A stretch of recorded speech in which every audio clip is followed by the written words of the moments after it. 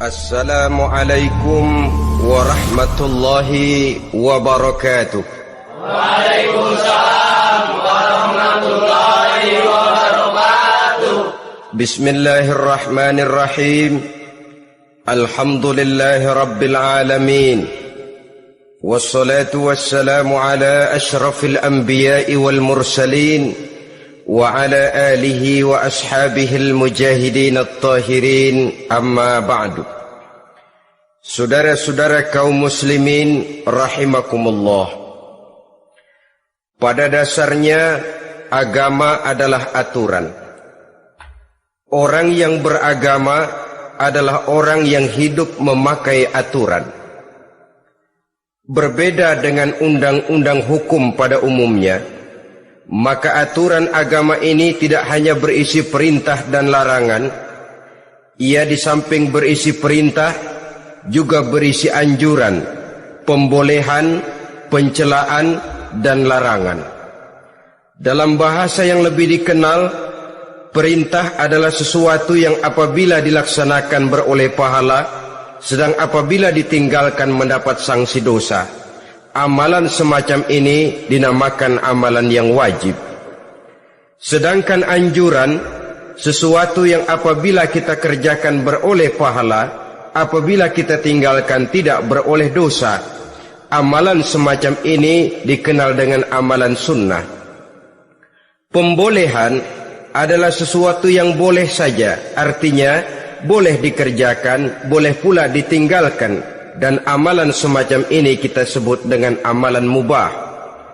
Pencelaan adalah sesuatu yang berpahala jika ditinggalkan, tapi tidak berdosa manakala dikerjakan, dan ini dinamakan perbuatan yang makruh. Sedangkan larangan, sesuatu yang apabila dikerjakan beroleh dosa, apabila ditinggalkan beroleh pahala, dan amalan semacam ini lazimnya dinamakan amalan atau perbuatan yang haram. Kalau agama merupakan aturan, maka konsekuensinya tentu ia berisi perintah dan larangan. Apabila perintah dilaksanakan, maka Allah Subhanahu wa ta'ala memberikan balasan berupa pahala. Sedangkan apabila larangan yang dikerjakan, Allah pun akan memberikan ganjaran yang bernama dosa. Baik pahala maupun dosa adalah sesuatu yang abstrak, sesuatu yang tidak nampak, tidak kelihatan oleh pandangan mata yang zahir. Itu sebabnya barangkali di zaman materialistis seperti sekarang ini, orang kurang tergerak mengejar pahala dan malah kadang-kadang terangsang untuk berbuat dosa. Karena pahala dan dosa sesuatu yang tidak kelihatan oleh pandangan mata yang zahir ini. Namun sungguh pun demikian, pahala dan dosa bisa mendatangkan kebahagiaan atau kegelisahan batin. Bersabda Rasulullah sallallahu alaihi wasallam, "Iza sarratka hasanatuka wa sa'atka sayyi'atuka fa anta mu'min." Apabila perbuatanmu yang baik menyebabkan engkau bahagia, apabila perbuatanmu yang baik menyebabkan engkau gembira, dan perbuatanmu yang jahat menyebabkan engkau jadi susah, itulah tanda bahwa di hatimu masih ada iman. Artinya, belum tentu orang yang berbuat baik merasa bahagia dengan kebaikan yang dikerjakannya. Dan tidak selamanya orang yang berbuat jahat sanggup menyesali perbuatan jahatnya. Oleh karenanya, apabila iman masih ada, apabila hati masih hidup, perbuatan yang baik menyebabkan orang gembira, perbuatan yang jahat menyebabkan orang susah dan gelisah hatinya. Ini mengandung pelajaran. Sekali kita berbuat baik, jangan sekali-kali menyesali kebaikan itu. Sebaliknya, satu kali kita melakukan kesalahan, hendaknya selalu menyesalinya. Kadang-kadang dalam kehidupan, karena orang tempat kita berbuat baik itu rupanya membalas air susu dengan air tuba, kita lalu menyesali kebaikan. Lahirlah kata-kata, nyesal saya nolong dia. Ibarat pepatah katanya, nolong anjing kejepit. Waktu kejepit setengah mati kita tolongin. Begitu selesai dia dari kejepitnya, malah kita digigitnya. Saudara hadirin yang saya muliakan, dalam kehidupan sehari-hari barangkali ini kena filsafat yang disebut dorong mobil mogok. Ketika mobil mogok setengah mati kita dorong, begitu mesin hidup ditinggalkannya kita di belakang. Sesungguhnya perbuatan kita yang baik tidak harus disesali. Karena disesali atau tidak, toh perbuatan itu sudah kita lakukan. Dan penyesalan atas segala kebaikan hanya akan mengurangi nilai pahala kebaikan itu sendiri. Berbahagialah apabila berbuat baik. Walaupun orang yang kita melakukan kebaikan membalasnya dengan kejahatan. Menyesalah apabila berbuat kesalahan, apabila melakukan dosa. Karena itu pertanda nilai iman yang masih hidup dalam jiwa kita. Saudara-saudara kaum muslimin yang berbahagia. Jadi sungguh pun pahala dan dosa sesuatu yang abstrak, efeknya jelas dia mendatangkan kebahagiaan atau membawa kepada kegelisahan batin di dalam kehidupan manusia. Orang di zaman materialis kurang terangsang berbuat pahala dan terdorong melakukan dosa. Kenapa? Karena pahala tidak kelihatan, dosa tidak nampak. Kalau pahala kelihatan, barangkali nggak kuat kita mikul pahala.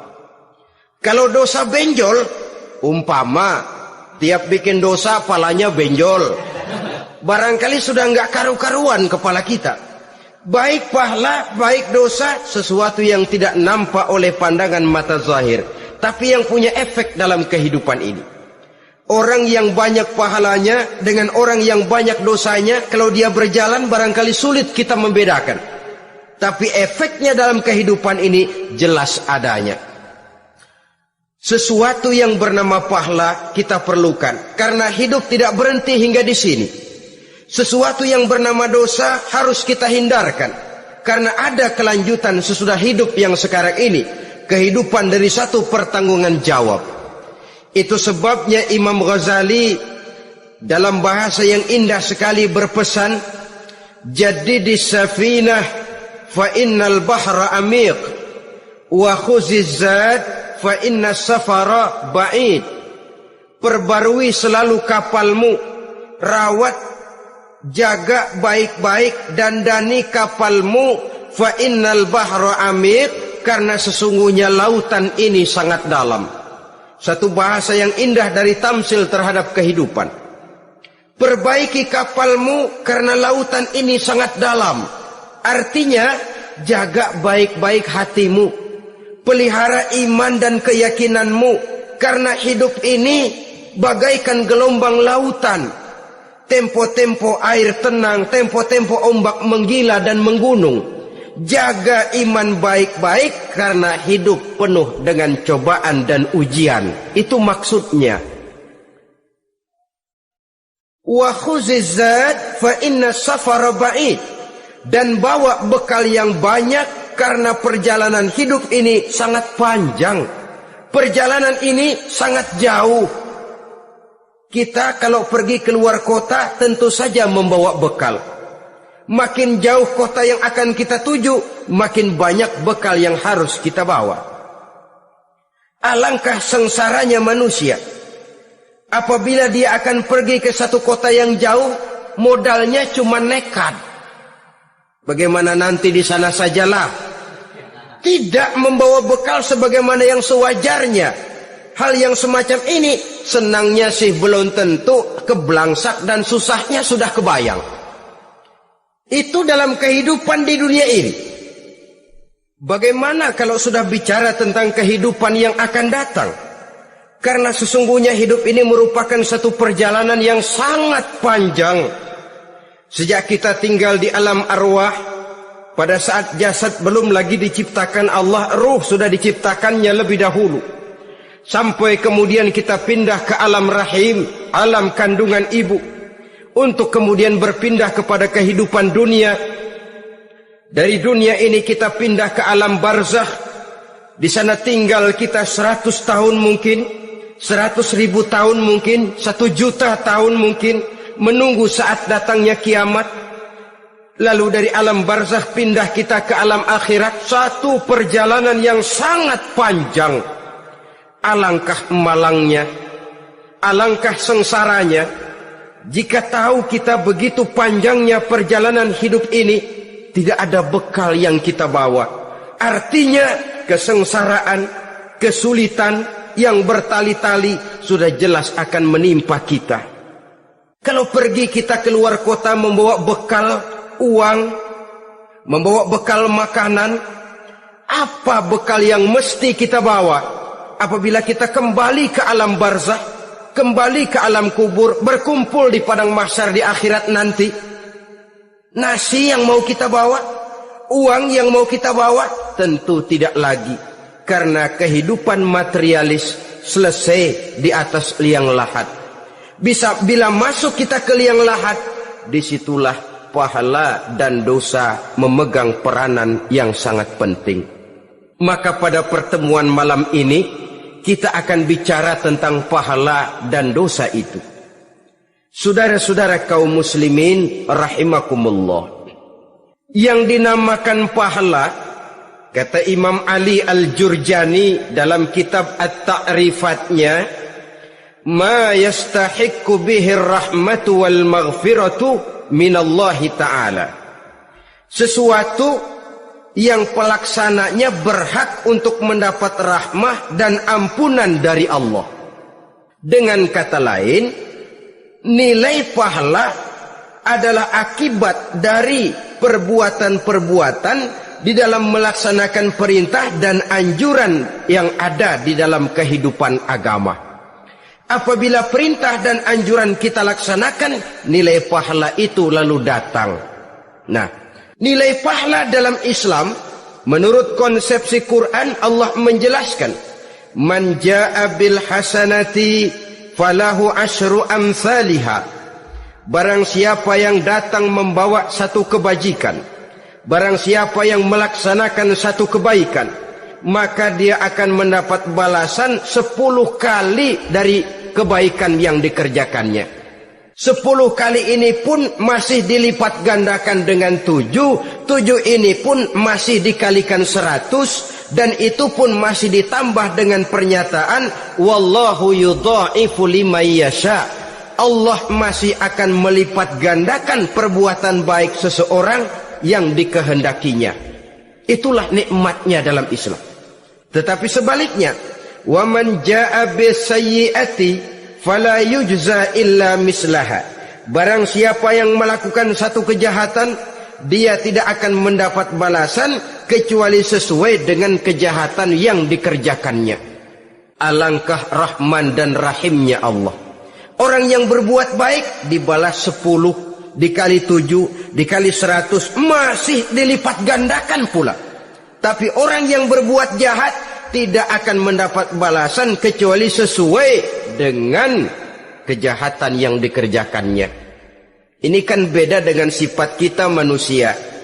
Kita ini kadang-kadang kalau dijitak membalasnya mukul. Tapi kalau orang berbuat baik kepada kita, kita enggan untuk berbuat baik kepada orang tadi. Allah tidak mengajarkan begitu. Satu kebaikan berbalas 10. Satu kejahatan berbalas dengan satu kejahatan. Maha Rahman dan Rahim Allah. Bahkan dalam Islam, niat berbuat baik saja mendapat pahala. Sedangkan niat berbuat jahat belum ditulis merupakan satu dosa sampai kejahatan itu dikerjakan oleh orang yang niat tadi. Umpamanya, saudara niat nanti malam giliran pengajian saya mau hadir di majelis taklim. Pas datang waktu malam hujan turun sangat lebat. Saudara berhalangan datang ke majelis taklim, saudara sudah mendapat pahala niat. Tapi saudara niat nanti malam kalau turun hujan, saya mau bongkar rumahnya si fulan, saya mau curi seluruh harta bendanya. Ternyata malam saudara tidak mengerjakan perbuatan itu belum ditulis dosa sampai perbuatan itu benar-benar dikerjakan. Tapi lalu jangan macam-macam, kalau begitu niat aja yang baik biar nggak usah dikerjain. Niat aja pengen ngaji walaupun tidak ada niatan untuk ngaji. Allah lebih tahu tentang apa yang terdetik di dalam hati sanubari kita. Itulah sebabnya sangat dianjurkan orang untuk melakukan segala macam kebajikan. Dan dianjurkan orang menjauhkan segala macam bentuk kejahatan. Karena dia akan berefek melahirkan dosa dan pahala. Dosa dan pahala itulah alat untuk memperoleh kebahagiaan di alam kubur, di padang mahsyar, sampai di akhirat nanti. Di dunia ini mungkin segalanya bisa kita beli dengan yang namanya uang. Keamanan kita bisa menyewa petugas untuk menjaga rumah kita. Kendaraan yang mewah bisa kita beli. Udara yang sejuk bisa kita ciptakan. Siapa banyak uang dia raja. Mungkin itu di dunia.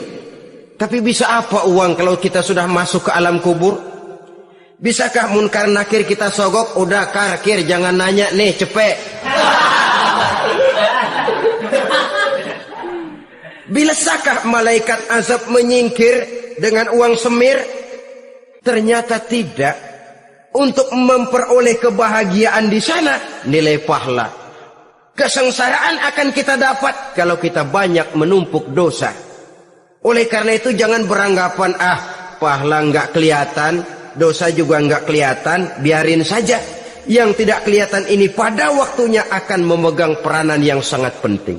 Tapi tidak cuma untuk menghadapi hidup di situ, kita lalu harus berbuat baik dan meninggalkan yang jahat.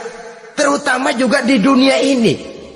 Toh pepatah bilang gajah mati meninggalkan gading, harimau mati meninggalkan belang. Apa yang akan kita tinggalkan setelah kita mati? Kita ingin jasad kita boleh hancur terkubur tanah, tapi nama kita ingin hidup terus, dikenang orang 100, 1000, bahkan 1.000.000 tahun yang akan datang. Ditulis orang dengan tinta emas dalam sejarah, tercatat kita sebagai orang baik-baik. Saudara-saudara kaum muslimin rahimakumullah. Lalu perbuatan apa yang bisa mendatangkan pahala itu? Saudara-saudara, semua perbuatan yang diperintah dan dianjurkan oleh Allah, yang dikerjakan dengan ikhlas hanya untuk mencapai ridho Allah, mendatangkan pahala. Kadang-kadang menurut pendapat kita remeh, tapi nilainya di sisi Allah besar. Itu pahala. Menghitung pahala itu hak prerogatif Allah. Perbuatan yang ringan Allah mau berikan ganjaran yang besar, itu urusan Allah. Misalnya kata Nabi, la tahqiranna minal ma'rufi syai'an.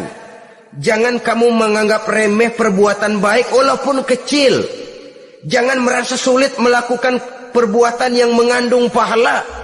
Bertemu dengan teman, muka kita cerah, berpahala.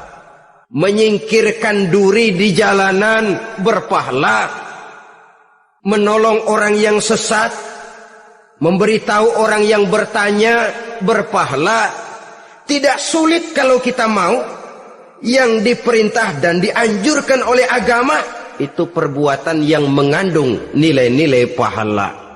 Masalahnya cuma tinggal mau atau tidak, dan dikerjakan dengan ikhlas.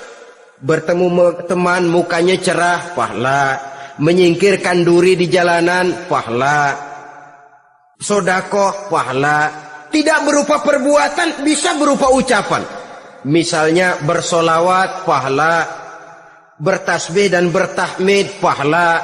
Kata Nabi, kalimatani khafifatani 'alal lisan, saqilatani fil mizan. Ada 2 kalimat yang enteng di lidah tapi berat di timbangan akhirat nanti. Apa itu? Subhanallah walhamdulillah. Itu kan amalan yang ringan, perbuatan yang mudah saja, tapi nilainya demikian besar dalam pandangan Allah.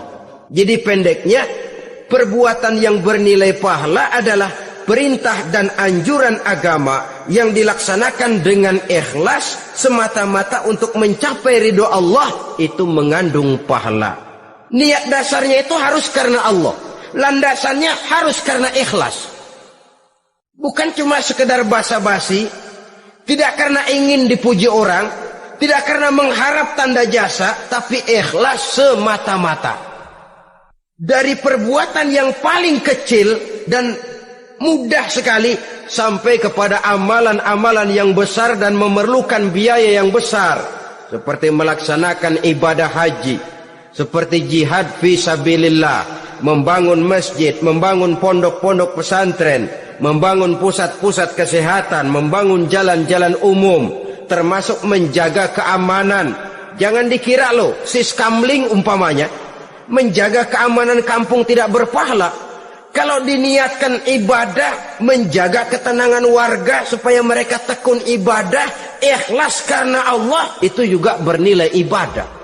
Keluar kita dari rumah, pergi pagi, pulang sore, peras keringat, banting tulang cari nafkah buat menghidupi anak istri kita. Kalau diniatkan ibadah, melaksanakan kewajiban sebagai kepala rumah tangga, membantu orang tua sebagai anak, itu juga perbuatan-perbuatan yang mengandung pahala. Yang terbaik sesuai dengan bidang kehidupan kita. Ada orang yang dinamakan abid, ahli ibadah, pahala yang paling baik bagi dia banyak-banyak tahajud, sembahyang malam, wirid, zikir, tasbih. Ada yang dinamakan orang alim, pahala yang paling baik buat orang macam ini mengajar, menyebarkan ilmu, mendakwahkan Islam. Ada yang disebut wali, pejabat pemerintah, petugas. Amalan pahala yang paling baik buat orang semacam ini melayani masyarakat, bekerja di bidangnya sesuai dengan profesinya. Saudara hadirin yang saya hormati, jadi dengan demikian perbuatan-perbuatan yang mengandung nilai-nilai pahala ini bisa perbuatan yang menurut kita kecil namun punya nilai besar. Apalagi perbuatan besar dengan biaya yang besar, tentu makin besar juga pahala yang disediakan oleh Allah Subhanahu wa ta'ala. Oleh karenanya, kalau kita bercermin dari ayat Quran, hidup ini kesempatan untuk berbuat baik. Huwallazi khalaqal mauta wal hayata liyabluwakum ayyukum ahsanu amala. Dialah Allah, Tuhan yang telah memberikan hidup dan mati kepadamu untuk menguji kamu, siapa di antara kamu yang paling baik amal perbuatannya. Jadi tidak saya rinci, tapi cukuplah satu penjelasan global. Perbuatan yang berpahala adalah perbuatan melaksanakan perintah Allah atau anjuran Allah dengan dasar ikhlas, dengan tujuan untuk mencapai ridho Allah semata-mata. Lalu apa perbuatan yang mengakibatkan dosa itu? Saudara-saudara, dosa lahir akibat melakukan larangan Allah atau mengerjakan yang dicelaknya. Nah, para ulama ada yang membagi dosa itu menjadi dua bagian. Ada dosa-dosa kecil, ada dosa-dosa besar. Tetapi sebenarnya ditinjau dari segi hakikatnya, kalau sudah melakukan satu kesalahan yang mengakibatkan dosa, jangan dilihat besar dan kecilnya, tapi kepada siapa dosa itu kita kerjakan.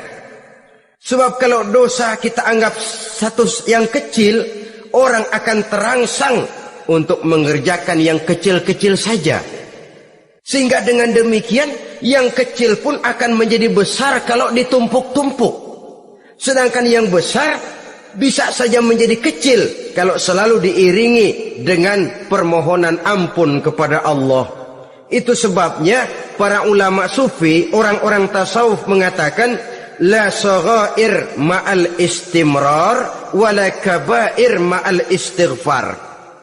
Tidak ada dosa yang kecil kalau dikerjakan terus-menerus, dan tidak ada dosa yang besar kalau digempur tiap saat dengan perbuatan istighfar atau memohon ampun kepada Allah Subhanahu wa ta'ala.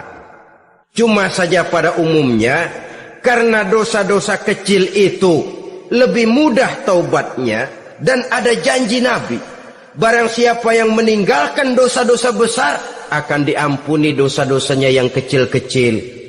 Oleh karena itu, pada kesempatan ini kita akan juga bicarakan apa saja yang termasuk klasifikasi dosa-dosa besar, dengan harapan kita bisa menjaga diri, menyelamatkan diri, jangan sampai terjatuh ke dalam dosa-dosa yang besar tadi.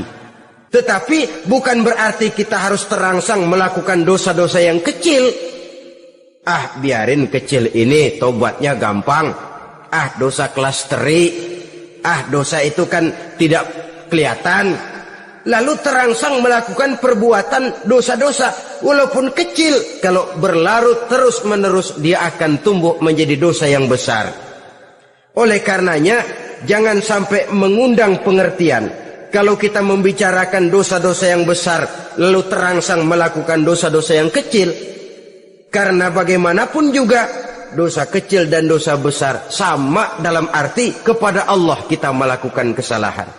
Dan dosa yang kecil pun kalau bertumpuk, dia akan menjadi banyak. Saudara-saudara kaum muslimin rahimakumullah, ada beberapa jenis dosa-dosa besar. Jenis yang pertama, asyirku billah, syirik atau menyekutukan Allah. Dari sekian deretan dosa-dosa besar, syirik ini merupakan bapak moyangnya dosa. Dedengkotnya dosa, itu syirik, menyekutukan Allah. Bahkan dosa yang lain Allah masih mau mengampuni. Tapi kalau sudah syirik, menyekutukan Allah, itu sudah satu dosa yang tidak berampun sama sekali. Oleh karena itu tepat pesan Imam Ghazali tadi. Jadi di safinah fa innal bahra amik. Jaga iman, pelihara akidah, dandani kapal. Karena hidup ini gelombang lautan sangat dalam, hidup banyak cobaan.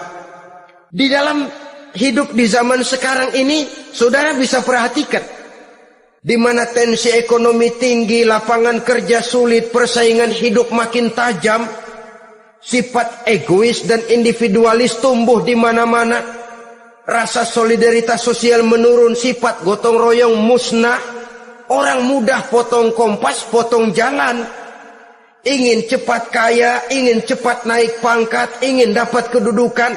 Kadang-kadang akidah pun terjual, akidah pun musnah, jatuh ke jurang syirik pun tidak jadi soal.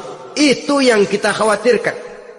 Kalau dosa-dosa yang lain Allah masih mau mengampuni, tapi kalau sudah jatuh kepada syirik, Allah sama sekali tidak akan memberikan ampun. Dalam kaitan dengan ini barangkali tepat sinyalemen Imam Ali itu. Andai kata kemiskinan merupakan satu kepribadian, saya akan membunuhnya lebih dahulu. Artinya memang kemiskinan ini sering mendorong orang kepada jurang kemusyrikan. Tidak tahan menghadapi godaan perut akibat tensi ekonomi yang tinggi, lapangan kerja yang sulit. Iman pun jadilah ditukar dengan 3 liter beras. Akidah pun jadilah dibarter dengan 3 bungkus supermi, dengan pakaian bekas, dengan obat-obatan. Tidak jadi soal baginya mengejar kebahagiaan yang relatif singkat dengan mengorbankan kebahagiaan yang abadi. Persis ibarat pepatah, nyari jarum kampak hilang. Mencari sesuatu yang kecil, yang besar jadi sia-sia. Membela perut, mengorbankan akidah. Na'udzubillah summa na'udzubillah. Saudara-saudara kaum muslimin rahimakumullah, ini fakta, ini kenyataan. Dan hal semacam ini tidak bisa diatasi cuma dengan ceramah, simposium, diskusi, seminar. Apalagi Nabi berpesan, solahu ummati bil ilmi wal mal. Umatku hanya bisa menjadi baik akidahnya dengan ilmu dan harta. Itu bahasa Nabi. Kalau bahasa kita sekarang, dengan ekonomi dan pendidikan. Ilmu, pendidikan, ekonomi, harta.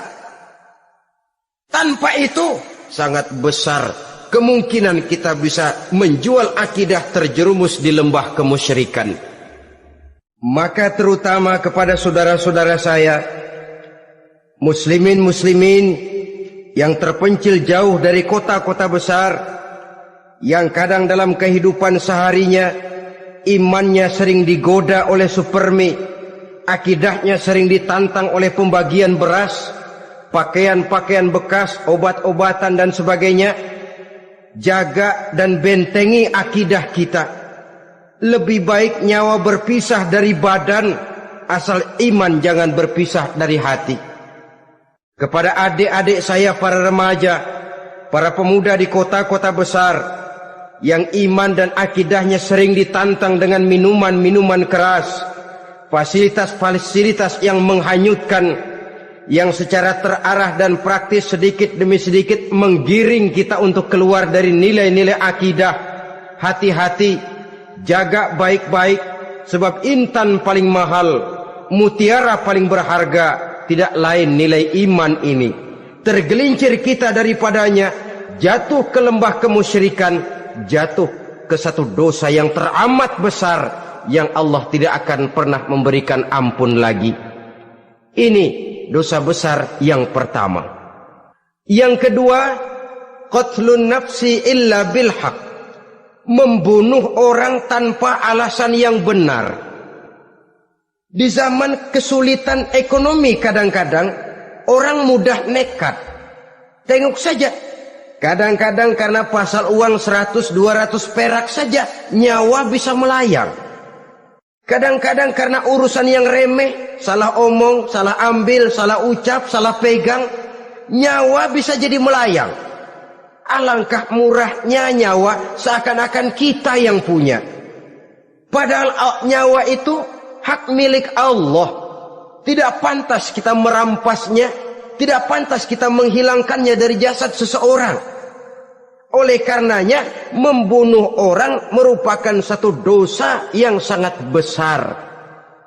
Jangankan kepada orang yang seakidah, orang yang lain akidah saja pun, kalau dia hidup berdamai, rukun, berdampingan, kita harus melindungi.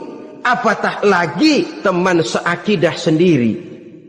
Saudara-saudara kaum muslimin rahimakumullah, pantas kalau Nabi menyatakan apabila dua orang Islam sudah saling berkelahi, berbunuh-bunuhan, al-qatil wal maqtul finnar, yang membunuh dan yang dibunuh dua-duanya sama-sama masuk neraka. Sahabat heran, ya Rasul, kalau yang membunuh masuk neraka sih wajar, tapi yang terbunuh kok neraka juga, kenapa? Kata Rasul, sebenarnya dia juga cuma sudah niat untuk membunuh, cuma keduluan saja. Andai kata dia tidak terbunuh, tentu dia yang akan membunuh. Saudara-saudara kaum muslimin rahimakumullah, Islam sesuai dengan namanya adalah agama damai. Kita tidak boleh mencari-cari musuh, walaupun tidak boleh lari kalau bertemu musuh. Oleh karenanya, pantang seorang muslim menimbulkan benih keonaran menjadi biang kerok buat lingkungannya. Sesuai dengan namanya, seorang muslim adalah seorang yang dalam hidup senantiasa berusaha menebarkan salam, menebarkan kedamaian, ketenangan dan ketentraman. Dengan prinsip musuh jangan dicari, bertemu pun jangan lari.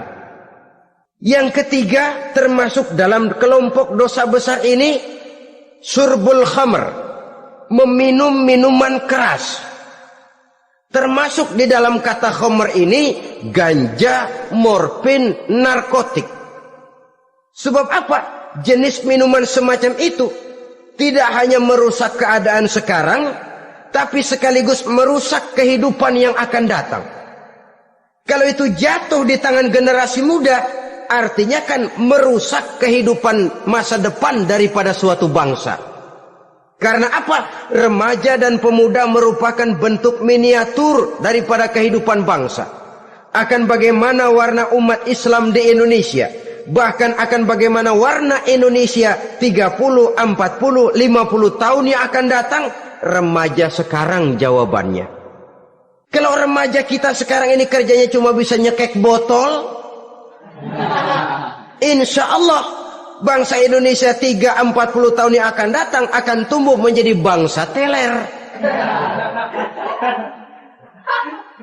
Tidak banyak yang bisa kita harapkan. Remaja adalah gambaran masa depan dari satu bangsa, dari satu umat. Dan remaja itu di dalam dirinya secara fitrah terkumpul semua bakat, terdapat semua kemungkinan. Kita ini lahir membawa sifat pemimpin, tapi juga membawa sifat pengacau.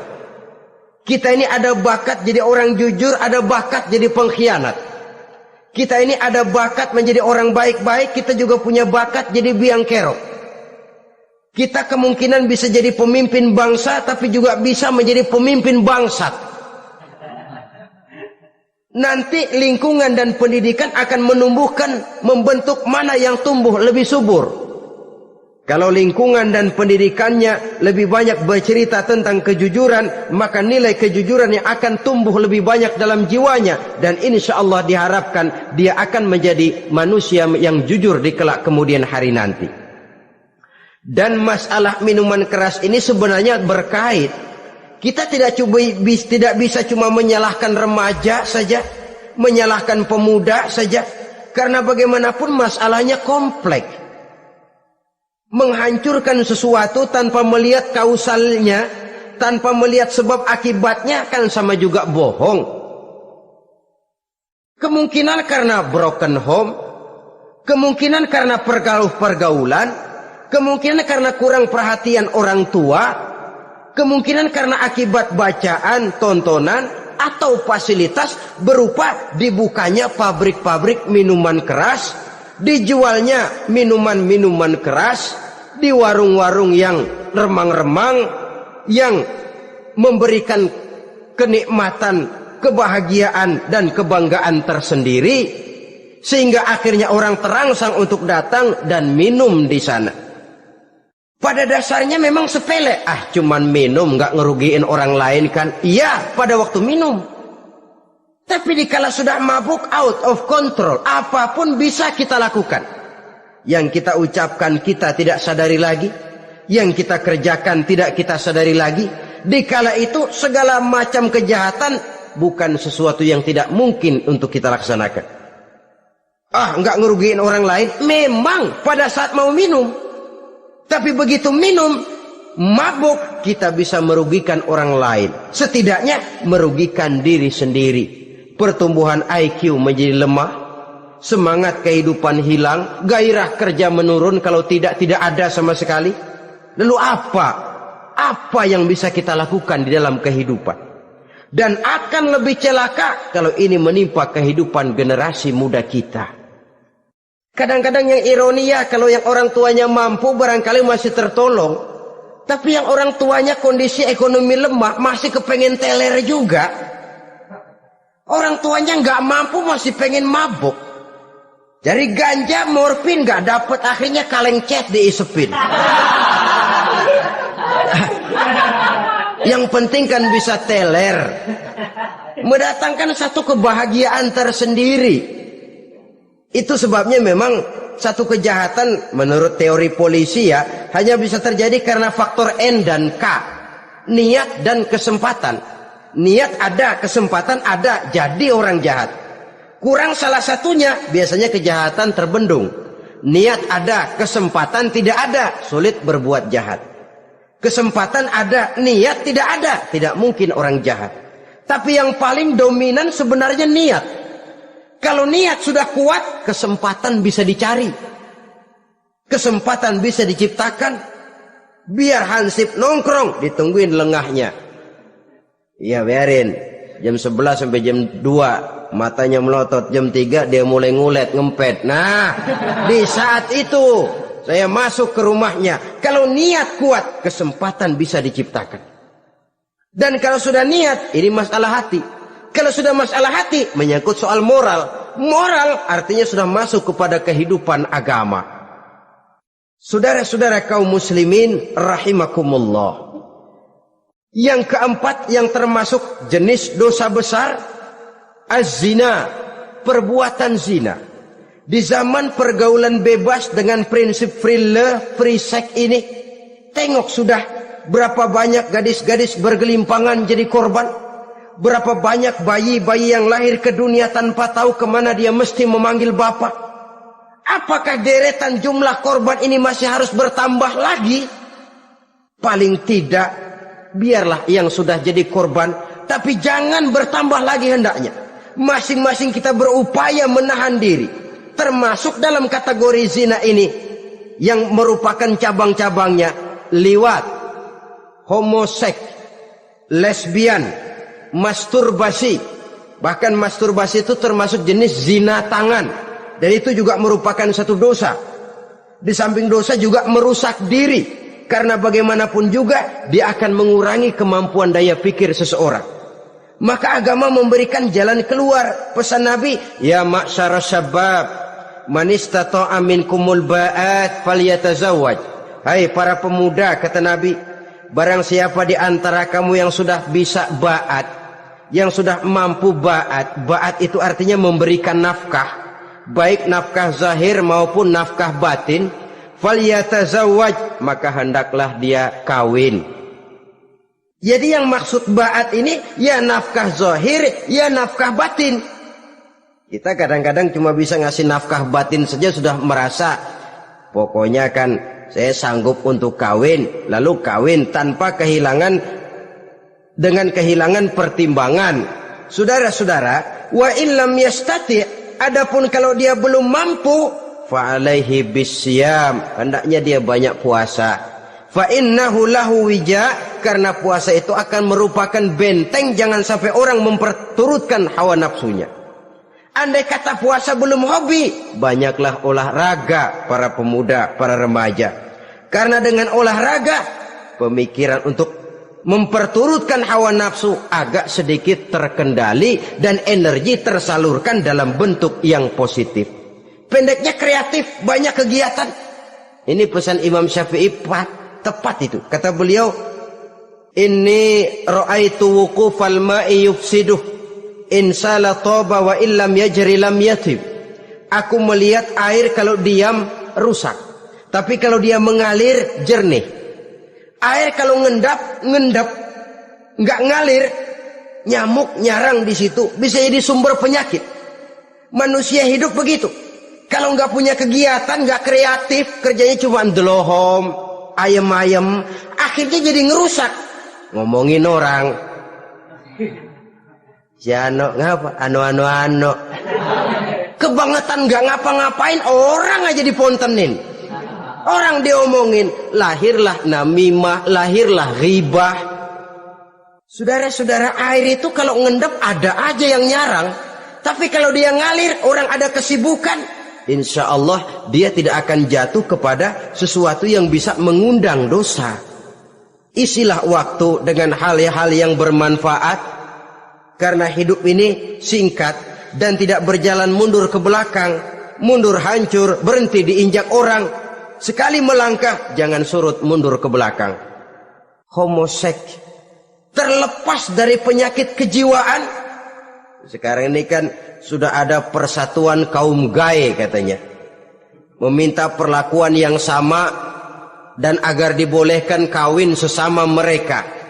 Secara manusiawi boleh, secara manusiawi kita hargai mereka, tapi dari kacamata agama ini jelas merupakan penyimpangan, dan penyimpangan merupakan suatu dosa terlepas dari pertimbangan manusiawi. Jangan karena terlalu memperturutkan suara manusiawi lalu kita mengesampingkan agama. Termasuk lesbian, wadon karo wadon. Kalau homo itu kan lanang karo lanang katanya. Saudara-saudara kaum muslimin rahimakumullah, ini bukan penyakit baru. Liwat, homoseks sudah dikenal dari zamannya Nabi Lut, laki dengan laki. Lesbian dari zaman istrinya Nabi Lut. Terlepas dari penyakit kejiwaan, dari segi agama ini merupakan penyimpangan dan merupakan dosa yang besar.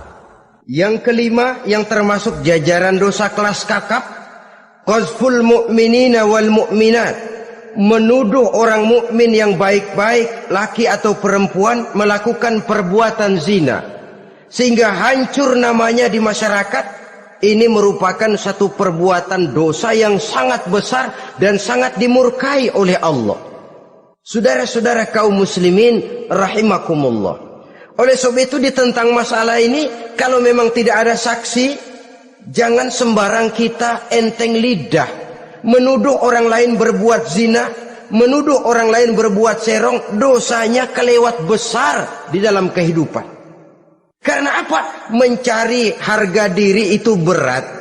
Memelihara kehormatan diri jauh lebih berat. Satu kali orang dihancurkan namanya di masyarakat, dia akan terisolir jadinya. Oleh karenanya, berlindung kita kepada Allah, jangan sampailah dihinggapi oleh sifat ini. Karena sentimen kita kepada seseorang, karena hasad kita kepada seseorang, tidak senang melihat orang lain lebih maju, lalu lidah ini seenaknya saja mengucapkan kata. Padahal sanksi dan resikonya sangat besar. Yang kita tuduh barangkali mendapat pahala dari Allah. Kita sendiri yang menuduh tanpa saksi, tanpa alasan yang benar, mendapat dosa yang sangat besar. Saudara-saudara, memang kadang-kadang aneh dalam hidup ini. Seorang pelacur biasanya bisa menjaga mulutnya di masyarakat, kata-katanya baik, sopan. Kenapa? Karena mulut yang satu sudah tidak terjaga.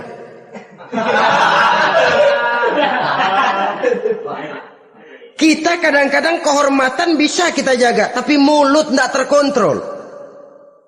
Ngomong saenake dewe, bikin orang mangkel, kesal, fitnah sana, fitnah sini, menghancurkan nama baik orang, ngomongin yang macam-macam. Bagai-bagai macamlah caranya. Saudara-saudara kaum muslimin yang berbahagia. Jadi dengan demikian, menuduh orang lain berbuat zina, sedangkan orang itu tidak pernah melakukannya, ini termasuk satu dosa yang sangat besar di dalam kehidupan ini. Yang keenam, al-'aqu bil walidain, durhaka kepada ibu bapak. Seorang anak, bagaimanapun banyak nilai ibadahnya, banyak kebaikan di masyarakat, menyandang berbagai macam gelar, pangkat dan jabatannya tinggi, tapi kalau sudah durhaka kepada kedua orang tuanya, alamat hidup tidak lagi membawa keberkahan. Dan itu dosa yang sangat besar. Sampai Nabi sabdakan, ridho Allah ada di dalam keridhaan ibu bapak, murka Allah pun ada di dalam kemurkaan ibu dan bapak. Walaupun belum tentu setiap kita orang tua, tapi yang jelas setiap kita adalah anak. Dan setiap anak punya ibu dan bapak. Jangan sampai kacang lupa kepada kulitnya. Saudara-saudara kaum muslimin rahimakumullah, durhaka kepada ibu bapak merupakan perbuatan yang sangat dimurkai oleh Allah. Apalagi ibu yang telah melahirkan kita, bahkan mengandung kita. Begitu juga bapak yang telah berusaha peras keringat banting tulang untuk mengasuh membesarkan kita. Tidak ada perbuatan baik yang kita lakukan untuk bisa menebus kebaikan daripada ibu dan bapak kita. Setidaknya kalau belum bisa berbuat baik kepadanya, kepada keduanya, janganlah menyakiti hati keduanya. Itu saja dulu yang harus dijaga. Kadang-kadang sudah berbuat baik enggak, nyakitin melulu. Sudah nyenangin belum bisa, saban sehari nyakitin saja. Padahal kedua orang tua itu doanya manjur, sebagaimana sumpahnya juga bisa jadi kenyataan. Dan sering bahkan menjadi kenyataan.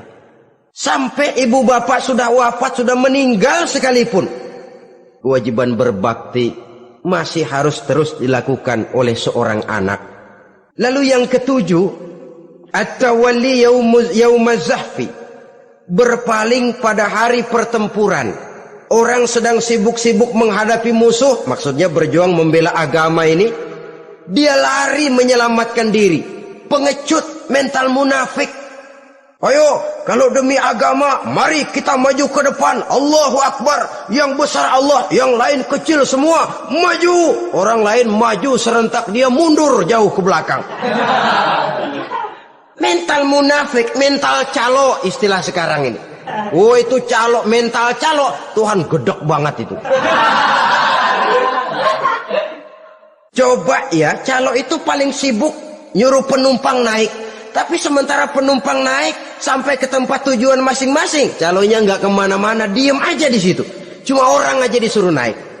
Saudara-saudara, kerja bakti, orang turun ke comberan, dia naik ke tempat tidur.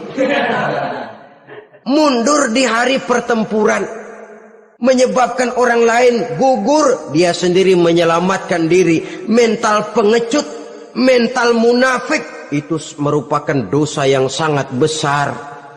Saudara-saudara kaum muslimin rahimakumullah. Itu sebabnya agama itu memerlukan keberanian. Memang, tapi bukan keberanian yang tanpa perhitungan. Sebab berani tanpa berhitung namanya berani babi. Kita berani kalau benar, kita harus takut kalau salah. Jangan dibalik. Salah berani, nekat namanya. Benar takut, pengecut namanya. Orang yang pengecut adalah orang yang takut membela kebenaran. Orang yang nekat sesungguhnya udah salah nggak malu lagi, udah salah nekat lagi, merasa rugi berbuat kebaikan, puas kalau berbuat kejahatan.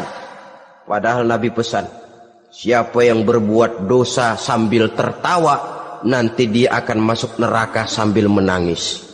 Karena itu dipesan pula di dunia ini, sering-seringlah mencuci mukamu dengan air mata taubat.